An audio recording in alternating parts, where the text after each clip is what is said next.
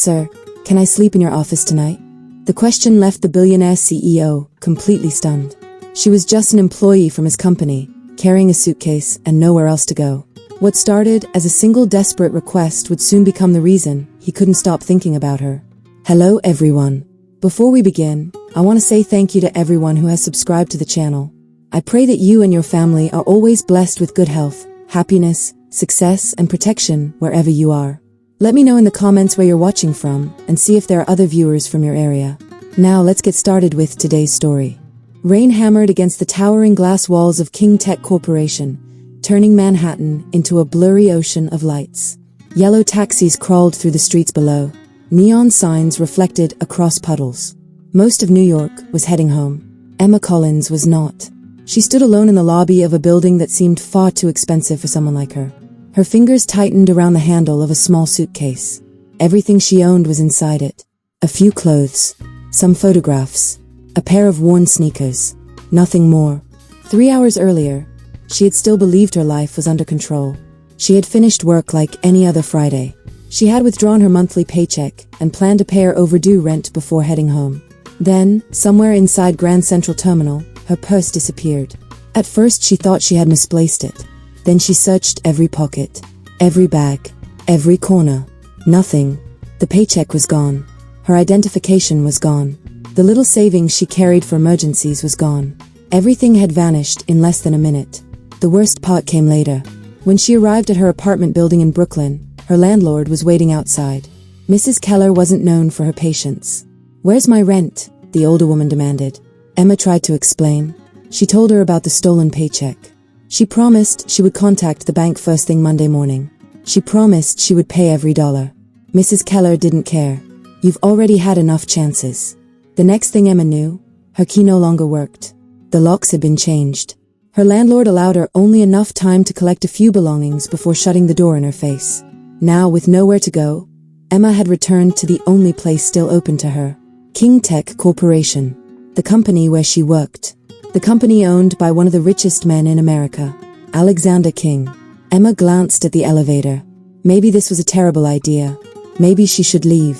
Maybe she should spend the night at a bus station. But the thought of wandering New York alone until morning made her stomach twist. She took a deep breath, then stepped into the elevator. The ride to the 32nd floor felt endless. When the doors finally opened, silence greeted her. The floor was nearly empty. Rows of dark offices stretched into the distance.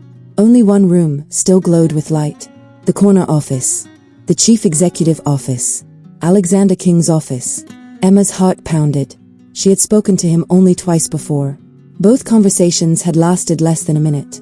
People called him brilliant. Some called him ruthless. Most employees avoided him whenever possible. Yet tonight he was the only person she could ask. Emma walked down the hallway. Each step felt heavier than the last. Finally she reached the door. She raised her hand, then lowered it, raised it again, knocked. No response. She almost turned away. Then a voice came from inside. "Come in." Emma swallowed hard and opened the door. The office was enormous. Floor-to-ceiling windows overlooked Manhattan. A fireplace glowed softly against one wall. Bookshelves lined another. At the center sat Alexander King. He looked up from a stack of documents. His dark suit jacket was folded across a nearby chair. His sleeves were rolled up. He looked tired, but his sharp eyes immediately focused on Emma. For a few seconds neither of them spoke. Then Alexander noticed the suitcase. His eyebrows narrowed slightly. "Miss Collins." Emma nodded. "Good evening, sir. It is almost 11. "I know." He leaned back in his chair. "What are you doing here?" The question was simple. Answering it felt impossible. Emma felt embarrassment burning her face. She hated asking for help, especially from someone like him. But there was no other choice. "My paycheck was stolen today." Alexander remained silent, encouraging her to continue. "So was my purse." She looked at the floor. "My landlord threw me out tonight because I couldn't pay rent." The room became very quiet. Outside, thunder rolled across the city. Alexander studied her carefully. There was no pity in his expression. No judgment either. Just curiosity. "Did you file a police report?" "Yes." "And?" "They said they'll investigate." Both of them knew what that usually meant. Nothing. Alexander glanced toward the suitcase again. "You have nowhere to stay. It wasn't a question. Emma slowly shook her head. No, sir. For a moment he looked out toward the city. The silence stretched. Emma suddenly felt foolish. What was she doing? He was a billionaire. A chief executive. Why would he care about her problems? She grabbed the suitcase handle. I'm sorry for bothering you. She turned toward the door, then stopped. If she left now, she had nowhere to go. No hotel. No apartment. No family in New York. Nothing. Taking a deep breath, she forced herself to speak. The words came out quieter than she intended. Sir. Alexander looked back at her. Emma felt every ounce of pride disappear. Then she asked the question she never imagined she would ask. Would it be possible for me to stay here tonight?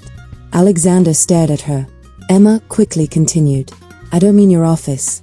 Or anything inappropriate. Her face turned red. I could sleep in a meeting room.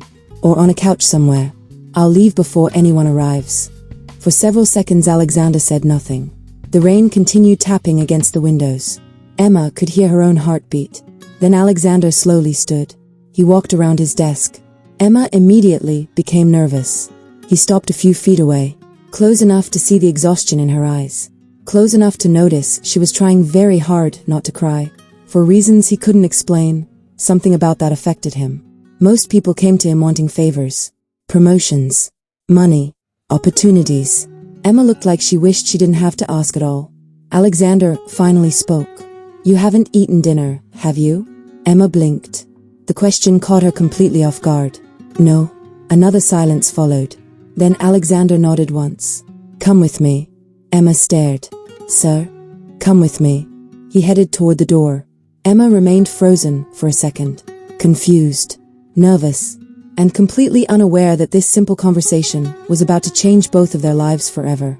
Emma followed Alexander through the silent hallway, her suitcase wheels rolling softly across the polished floor. The building felt completely different after midnight. No ringing phones. No rushing employees. No meetings.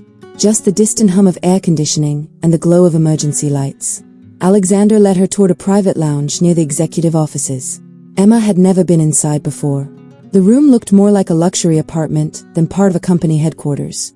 There was a couch, a small kitchen, a coffee machine, and even a private shower. Alexander opened the refrigerator and pulled out a boxed meal. You can have this. Emma hesitated. You don't have to do that. I'm aware. His answer was calm and direct. Emma accepted the food. Only then did she realize how hungry she was. She hadn't eaten since lunch. Alexander placed the meal in a microwave and leaned against the counter. For a moment, neither spoke. The situation felt strange. A billionaire chief executive standing in a company lounge at midnight with an administrative employee who had nowhere to sleep. If someone had told Emma this would happen that morning, she would have laughed. The microwave beeped. Alexander handed her the meal. Sit. Emma obeyed. She ate slowly at first, then faster. Alexander pretended not to notice. But he did. The way she tried to remain polite despite being exhausted. The way she apologized whenever she thought she looked desperate. The way she clearly hated needing help. Most people would have immediately asked him for money. Emma hadn't. That interested him. More than it should have. When she finished eating, she quietly set the container aside. Thank you. Alexander nodded. You can stay here tonight. Emma looked up. Relief instantly filled her face. A look so genuine that it surprised him. Really? Really? She released a breath she seemed to have been holding for hours. Thank you, sir. There are blankets in the cabinet. I'll leave before anyone gets here. You don't need to. Emma frowned. What do you mean? You work here. Yes. So show up to work when your shift starts. For the first time that night, a small smile appeared on her face. Alexander unexpectedly found himself staring at it. Then he looked away. A few minutes later, he returned to his office. But surprisingly, he couldn't focus on work anymore. Every time he looked at a contract, he found himself thinking about the young woman sleeping a few rooms away. Eventually, he shut his laptop. That almost never happened. Around 1 a.m, Alexander decided to leave. As he walked past the lounge, he glanced through the partially open doorway.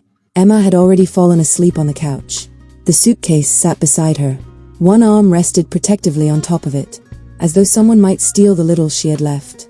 For reasons he couldn't explain, that image stayed with him all the way home. The next morning arrived faster than expected. Emma woke before sunrise. For a few seconds she forgot where she was. Then reality returned. King Tech, the executive floor, the billionaire's private lounge. She sat upright immediately. Embarrassment flooded her chest. She quickly folded the blanket and made everything look neat. No one needed to know she had spent the night there, especially not the other employees. At 8 o'clock she arrived at her desk as if nothing had happened. The payroll department was already busy. Phones rang. Printers hummed. Employees chatted about weekend plans. No one suspected anything. Emma almost felt normal again. Almost.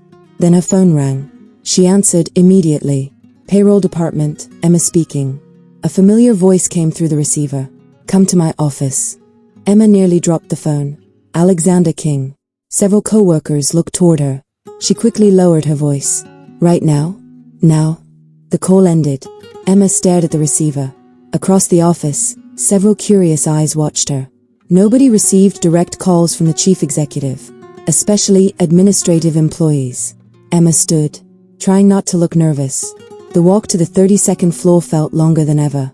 When she reached Alexander's office, his assistant, Sophia Bennett, greeted her. Sophia was elegant, confident, and known throughout the company. She studied Emma carefully. Mr. King is waiting. Emma knocked and entered. Alexander sat behind his desk reviewing documents. He looked up, closed the door. Emma did. Her pulse immediately sped up.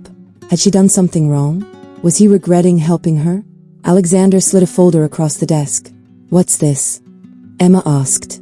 Temporary housing options. Emma blinked. What? I had someone compile a list this morning. She opened the folder. Inside were apartment listings throughout Queens and Manhattan. Affordable apartments. Apartments far below normal market prices. Emma looked up in disbelief. You did this. Alexander returned to reading a document. As I understand it, sleeping in my building indefinitely isn't a long-term solution. Emma almost laughed. Almost. Instead she felt something unexpected. Gratitude. The kind that reached deeper than words. Thank you. Alexander simply nodded. But before she could leave, another question escaped her. Why are you helping me? For the first time, Alexander paused. The room grew quiet. Even he seemed surprised by the question. After a few seconds he answered. I don't know. Emma studied him. The answer felt honest. Perhaps too honest. Neither of them realized that Sophia Bennett had noticed something unusual. When Emma left the office, Sophia entered moments later. She placed a report on Alexander's desk, then casually asked, Should I schedule another meeting with the real estate broker? Alexander looked up. How did you know? Sophia smiled slightly. I've worked for you 8 years. Alexander said nothing. Sophia's smile widened. In all that time, you've never personally searched for apartments for an employee. The room fell silent. Alexander returned to his paperwork, but his focus was gone again. Meanwhile, downstairs, Emma sat at her desk trying to work. Yet her thoughts kept returning to the same question. Why was he helping her? And why did it feel like there was something he wasn't telling her? By late afternoon, another surprise arrived. A call came from the police station. Emma answered immediately, her heart racing. For a brief moment, she thought they had found her stolen purse. Instead, the detective delivered disappointing news. There were no leads, no suspects, no evidence. The case had effectively gone cold.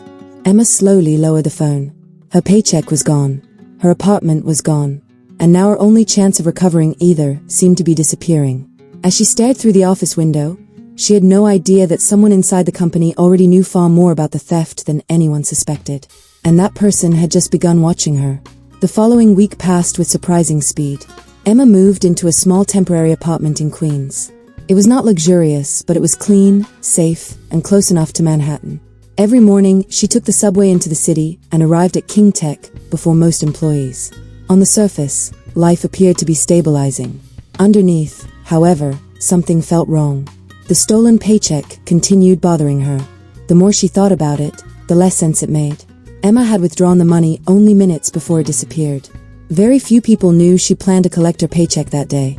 Even fewer knew she carried cash instead of depositing it directly. At first she dismissed the thought. Then small details began to return. A strange man standing near the payroll office that afternoon. An unfamiliar face watching employees leave. A feeling she had experienced several times before the theft but ignored. None of it was enough to prove anything. Still, the feeling remained. Someone had been paying attention. Meanwhile, Alexander found himself noticing Emma more often than he intended. Not because she sought attention. Quite the opposite. She worked quietly. She avoided office gossip. She never used her connection to him for favors. Most employees would have taken advantage of the situation. Emma never did. That only made her stand out more. Several times he caught himself looking through the glass wall of a conference room and spotting her working late at her desk. Every time, she seemed completely focused. Every time, he wondered how someone carrying so many problems could still look determined. One evening, after most employees had gone home, Alexander remained in his office reviewing quarterly reports. The city glowed beyond the windows. Thousands of lights stretched across Manhattan like stars scattered across the earth. A movement outside his office caught his attention. Emma. She was leaving later than usual. A thick folder rested in her arms as she headed toward the elevators. Nothing unusual. Yet seconds later, another figure appeared. A man. Alexander recognized him immediately. Daniel Mercer, a senior financial analyst. The man stopped near a corner and watched Emma disappear into the elevator. Then he continued walking in the opposite direction. Alexander frowned. Something about the moment felt strange. Not suspicious enough to act on, but strange enough to remember. The next morning, King Tech buzzed with excitement. A major business project had entered its final stage. Executives rushed between meetings. Investors called constantly. The company seemed alive with energy. Emma barely noticed. She spent most of her day organizing payroll records and preparing financial documents for management. Near lunchtime, she discovered a discrepancy. At first glance it looked insignificant. A few numbers that didn't align correctly. A minor accounting issue. The type of thing most employees would overlook. Emma almost did. Then she checked again. And again. The numbers still didn't make sense. A small amount of money appeared to be moving between accounts without proper documentation. Not enough to trigger alarms. Not enough for anyone to immediately notice. But enough to raise questions. Emma quietly printed several pages. She planned to review them later. As she placed the papers inside a folder, she felt eyes on her. When she looked up, nobody seemed to be watching. Employees worked normally. Conversations continued. Phones rang. Everything appeared ordinary. Yet the uneasy feeling remained. That evening, rain returned to New York. Not as heavy as the night she lost her paycheck. Just enough to darken the streets and blur the city lights. Emma stayed late to finish reviewing the records. One by one, employees left. The office grew quieter. By 8 o'clock, only a handful remained. Emma compared documents carefully. The discrepancy appeared again. Then again. Each time connected to a specific department. Each time linked to financial reports handled by upper management. A chill moved through her. Something wasn't right. Before she could continue, footsteps approached. She quickly closed the folder. A janitor pushed a cleaning cart past her desk. Nothing unusual. Still, her pulse refused to slow. For the first time, she wondered if she should tell someone. Perhaps her supervisor. Perhaps Alexander. But what would she say? She had no proof. Only numbers.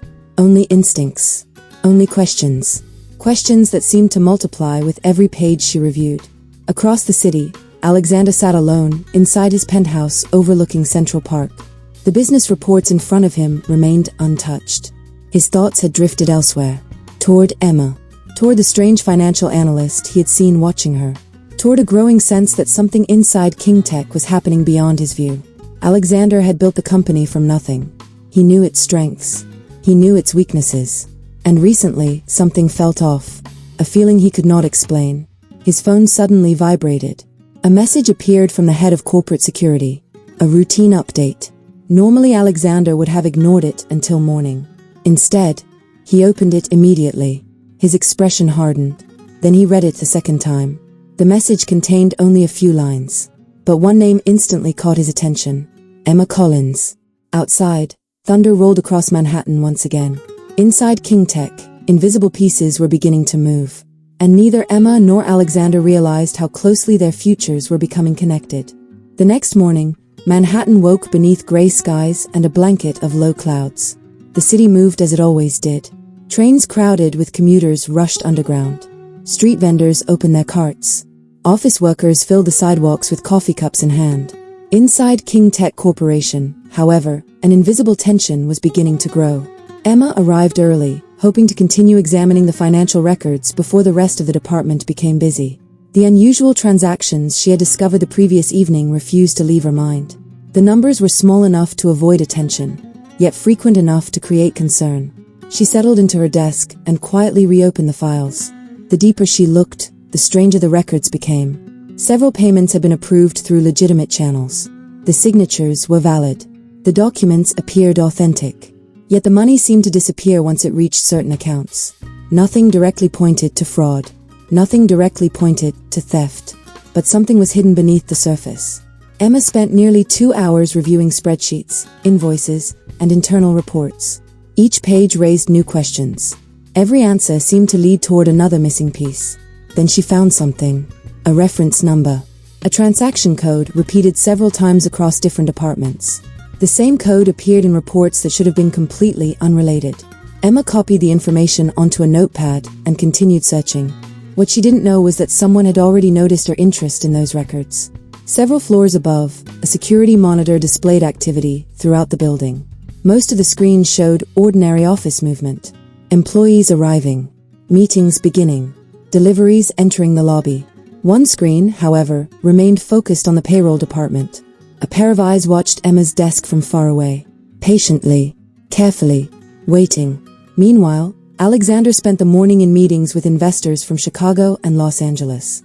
Normally, he would have been fully engaged. Today his attention drifted repeatedly. The message he received from corporate security the previous night continued bothering him. The report itself seemed harmless. According to security logs, someone had attempted to access restricted financial archives several weeks earlier. The access request had failed. No files were opened. The unusual part was the location. The attempt originated from the same department where Emma worked. Alexander did not believe Emma was responsible. In fact, the thought barely crossed his mind. What concerned him was the timing. The failed access request occurred only days before her paycheck disappeared. Coincidence was possible, but Alexander had spent years in business. He knew coincidences often concealed larger problems. By late afternoon, Emma finally stood from her desk and stretched her sore shoulders. She had spent most of the day analyzing documents. The transaction code kept appearing. Again, and again, and again. Each occurrence led toward a small group of financial records connected to upper management approvals. For the first time, genuine unease settled into her chest. This was no longer a simple accounting mistake. Something was being hidden. She gathered the files and decided to print several pages for closer review. The printer sat near the end of a quiet hallway. As the machine slowly produced each sheet, Emma glanced around. The corridor was empty. The office noise sounded distant. For a brief moment, she felt completely alone. Then she noticed something. A shadow moved at the far end of the hallway. Not unusual. Someone turning a corner. Someone passing by. Yet the figure seemed to stop for a second. Watching. Before disappearing. Emma felt a chill run through her body. The feeling vanished almost immediately. Still, it stayed in the back of her mind. That evening, long after most employees had gone home, she remained in the office. Rain tapped softly against the windows. The city lights flickered below. Her desk lamp cast a warm circle of light across the paperwork. Page after page revealed pieces of the same puzzle. Then suddenly she found the missing connection. A name. One name appeared repeatedly beside several questionable approvals. Daniel Mercer, the senior financial analyst. Emma recognized him immediately. She had seen him around the office many times. Quiet, professional, well-respected. Nothing about him seemed suspicious. Yet his name continued appearing beside transactions that made no sense. Emma stared at the document. Her heart began beating faster. At that exact moment, footsteps echoed through the nearly empty office. Slow, measured, approaching. Emma instinctively closed the folder. The footsteps stopped nearby. Silence followed. A long silence. Too long. When she finally looked up, nobody stood there. The aisle was empty. The lights remained still. Nothing moved. Yet the feeling of being watched had never been stronger. Across town, Alexander sat alone in his office. The building was nearly deserted. A storm front moved toward Manhattan, darkening the skyline beyond the glass walls. He reviewed security reports one final time before heading home. Then another detail caught his attention. A small detail. Easy to miss. One employee's access records appeared unusually active over the past month. Not Emma. Not anyone from payroll. Daniel Mercer. Alexander slowly leaned back in his chair. The name immediately connected itself to several unrelated concerns that had been building for weeks. Missing financial records.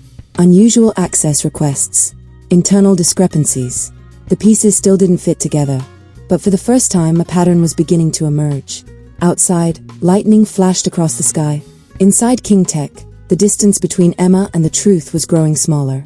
And somewhere within the company, someone was becoming increasingly nervous about that fact. The storm arrived just after sunset.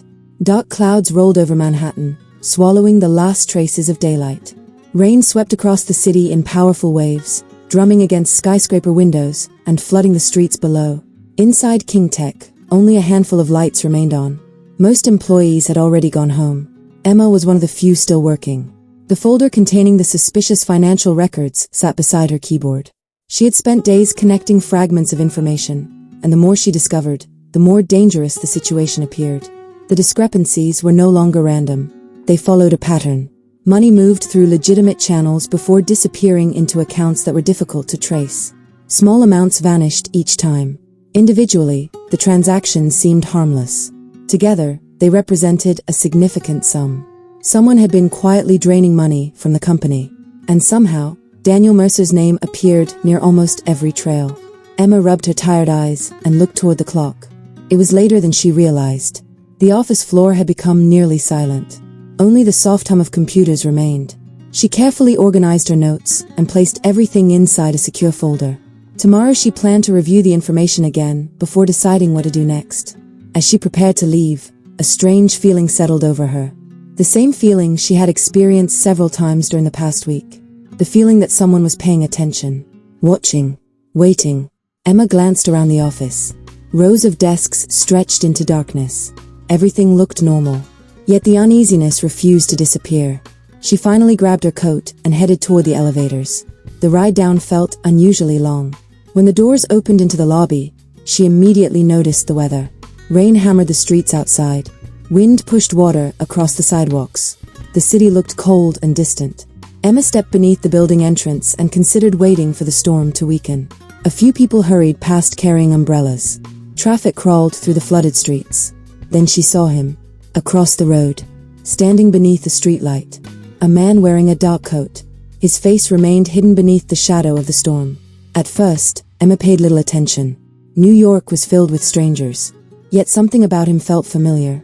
The man wasn't moving, wasn't checking his phone, wasn't trying to avoid the rain. He was simply standing there, looking toward King Tech. A passing bus briefly blocked Emma's view. When it moved away, the man was gone. The empty sidewalk stretched beneath the streetlight. Nothing remained. Emma frowned. Perhaps she had imagined it. Perhaps exhaustion was finally catching up with her. Still, the image followed her all the way home. The next morning, Alexander arrived earlier than usual. The previous night's security reports had given him little sleep. Several irregularities continued surfacing inside the company. Individually, they appeared insignificant. Together they formed something far more concerning. Alexander trusted facts. He trusted evidence. And evidence was slowly pointing toward internal corruption. He entered his office and reviewed another set of reports. Again, Daniel Mercer's name appeared. Not enough to justify accusations. Enough to demand attention. As he studied the documents, another realization struck him. The timing. Every suspicious activity seemed to begin shortly before Emma's paycheck disappeared. Alexander stared through the office windows overlooking Manhattan. Coincidences were becoming increasingly difficult to believe. By midday, activity throughout King Tech returned to normal. Employees attended meetings. Executives prepared presentations. Managers rushed between departments. Nobody seemed aware of the invisible tension building beneath the company's polished surface. Emma spent most of the afternoon working through routine assignments. Outwardly, she appeared calm. Inside, her thoughts remained fixed on the financial records. The more she considered them, the more she believed someone should know. The problem was deciding who. Reporting concerns without proof could damage careers. Remaining silent could be worse. Late in the day, she printed several additional documents and slipped them into her folder. As she returned to her desk, she noticed something unusual. One of her drawers was slightly open, only by an inch. Barely noticeable. Emma stopped. She always closed it completely. Always. A chill moved through her. Slowly she pulled the drawer open. Everything appeared untouched. Pens, notebooks, office supplies. Nothing seemed missing. Yet she knew someone had been there. The realization left her staring at the drawer for several seconds. Someone had searched her desk. Someone wanted to know what she had discovered. For the first time, genuine fear replaced curiosity. This was no longer just about numbers on a spreadsheet. Someone inside King Tech was worried. Very worried. That evening, while the city prepared for another storm, Emma locked the folder inside a cabinet and headed home. She never noticed the figure standing near the end of the parking structure, watching her leave, watching her disappear into the crowded streets of Manhattan. The figure remained motionless long after she was gone, then slowly turned away, because the next move had already been decided. And Emma Collins was about to find herself much closer to danger than she could possibly imagine.